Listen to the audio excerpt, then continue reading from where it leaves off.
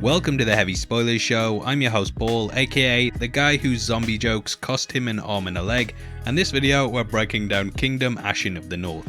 Kingdom is a series that I've absolutely loved, and season 2 of the Netflix show ended with our group of heroes encountering a brand new character as they tried to get to the bottom of who was the brains behind the zombie outbreak. Whilst we were all expecting a third season, the creators of Kingdom decided to do a breakneck twist and release a prequel movie that discusses the origins of Ashin. This is the mysterious figure from last time, and I felt like calling this a beginning explained as it details the roots of the zombie plant and why we should be hyped for season 3. From here on out, full spoilers ahead, so if you haven't had a chance to check it out, and watching past this point is a grave mistake. If it's no skin off your back, I'd massively appreciate the thumbs up, and don't forget to subscribe to the channel as that's a no-brainer. With that out of the way, thank you for clicking this, now let's get into Kingdom Ashin of the North. Okay, so the special episode sets up Ashin, a peasant villager who lived with her mother and father, the latter of whom was a Jurchen. These were a group of people who belonged to one of China's final dynasties before the Mongol conquest. In the century prior, the king had given the Jurchens a piece of land, and he and his family settled in Joseon and built a home there. Because the land did not truly belong to them, the native Joseon people viewed them as a low-born peasant class, and thus they had forced them to remain in the village doing menial jobs. The land itself was also highly sought after, and in the film we also meet the Pajawi, an army of which had gathered their people at the basin of the Pajero River. Due to rising tensions, the Joseons recruited several Jurchens, including Ashin's father, who would be used to spy on the activities of the Pajawi. He hoped that this would improve his people's standing and their lives, but unfortunately things don't happen that way. Now whilst all this is going on, some Pajawi men enter a forest in order to illegally collect a herb called ginseng, which will help with their harvest. They're murdered and their deaths are attributed to a wild zombified tiger, though it's revealed that this was actually a cover-up and that it was carried out by the Cho clan. Ashin's father was then framed and set up to make it look like he betrayed his own people, which leads to the Pajawi turning their hate towards the Jurchens instead of the Joseons. The Pajawi leader Adigan seeks revenge and they launch an attack and murder everyone in the village except for Ashin's father. He's taken hostage, and at this point I am kind of glossing over the amazing tiger fight. Well rather tiger chase, as there's a lot of territorial things to discuss, but yeah, the action scenes don't slack. Now the tiger is actually how they discovered it hadn't ate anyone, as it was already dead, and thus they learned the truth. Now whilst all this was going on, Ashin was looking into the resurrection plan as a way to heal her dying mother, and thus this sets up a lot of pieces that come to be prevalent in the series. Early on, the plot and tribes are a bit hard to follow, but at the heart of this is Ashin's driving quest for revenge and to murder all those who destroyed her village and people. It becomes clear that she lives with this and will live with it forever, as when she returns to her village she imagines her family there, but what we see is simply a group of the undead waiting to feast. Bringing them back is how she knows that the resurrection plant works, and why she's so confident later on that she can build an army of the undead. As a child, Ashin unwittingly seeks help from the very man who betrayed her father and made it so that her home was destroyed. You will likely know of the Cho clan from the first 2 seasons of the show, and I love how this family are pretty much the bad guys throughout the entire series. It ties this all together and I think actually offers a way out for the good guys in the main show. They of course were against the Cho clan too, and thus moving forward there is potential that we see them let bygones be bygones because of the defeat of the Chos. I'll talk about that later on though, and as a teen Ashin started to train so that one day she could get revenge, and she began doing jobs for the commanders. This involved spying on the Pajawi, and this is where she discovered her father. After having his legs and arms amputated, he was labelled as a traitor and forced to live a life of constant pain as their prisoner. Ashin's father wanted death, and she ended up obliging this and burning the entire location to the ground. Now because of this, Ashin wants answers, and this is where the need for revenge is further fueled.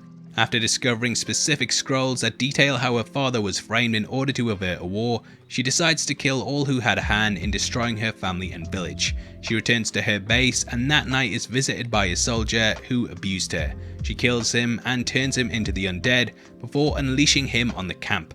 From the rooftop she picks off any survivors, and you have to hand it to her, she's one of the deadliest, if not the deadliest combatant in the entire show so far. Using the last soldier as bait, she draws the zombies together and wipes them all out with fire, leaving the entire army destroyed. Ashin takes what initially appears to be a sack back to her village, but it's revealed to be the commander and they feast on him whilst he's alive.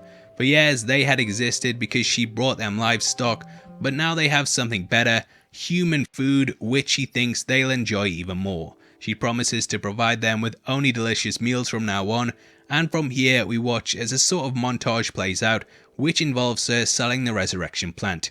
This would of course lead to the events that we saw play out in the first and second season, and it starts to sow the seeds of where everything went wrong. Now at this point Ashin has kind of went off the deep end, and we learn that she wishes to kill every living thing in Joseon and Jurchen and then join the undead after her mission is complete. The special ends with Ashin coming face to face with Ardagan and his group of soldiers. She notches an arrow up, and though they outnumber her, she fires it at him, no doubt killing him in the process. She is of course an expert with a bow and arrow, and the rest of the group would have to ride towards her, so she might have even killed them before they managed to reach her. So though her revenge is complete, she still wishes to murder people, and the second season of course ended with her coming face to face with the central cast. When we left them, they were travelling to find out where the reincarnation plant was coming from, and they discovered a number of the undead in chains. We now know that these are part of her village, and I really can't wait to see how season 3 starts off. I think with the way things are left that the two sides will be opposites to one another, but I do hope that the animosity is pushed to the side in some way. However, due to Ashin's psychosis and the way that she views her villagers as still being alive, she could be propped up as a major villain that will be the big bad of the third season. Ashin could easily let the chains loose and thus swarm everyone, and this would allow her to escape. One of the big questions hanging over the finale was how was the resurrection plant still spreading, and it's clear that she was the cause of this, so I'm not sure if her quest for revenge will stop anytime soon. Now I really like Ashin, so I would love for her to get some redemption, but I also feel that it may be impossible at this point due to what's happened. Kingdom as a whole was very much about the class struggle, and Ashin very much represents the uprising of the poor. To me, the show was very much playing on the phrase "eat the rich," which was coined by Jean-Jacques Rousseau. In full, he said when the poor have nothing left to eat, they'll eat the rich, and yeah, that's basically what Kingdom is for me. I kinda think that Ashin might even come out on top, and potentially she could kill every character, and like she says, go off and join her village. That would be an incredible ending to me, and very dark, and though I do want to see the good guys win, I also want to see Ashin win as well. Interestingly, Kingdom 2 had a 7-year time jump in which we saw a new prince rising up that was immune to the infection, and thus it is possible that Ashin sees him as a way to rescue her people. There isn't really a way to bring them back at this point, but maybe she becomes fixated on this and even tries to kidnap the boy so she can study him. Another possibility is that she actually missed with the arrow, as we did see Ardagan dodging them like it was the Matrix. Perhaps she is still out to kill them, and that's why she's had this grudge for so long, and he could be propped up as the next big bad that they have to join forces to fight. I know I'm kinda caping a lot for Ashin at the moment and hoping that she's good, but who knows, there is still hope there. However, the realistic side of me says that she's gonna be the bad guy. Kinda hoping she is because she's an awesome character, and I can't wait to go back and rewatch everything from the start. Now as for my thoughts on the special, I have to say I really enjoyed it, and so far the show has had 3 great releases. I probably would rank this slightly below the 2 seasons, but it's still an incredible entry, and I'm glad we get to see some things from Ashin's side so we can understand her motives.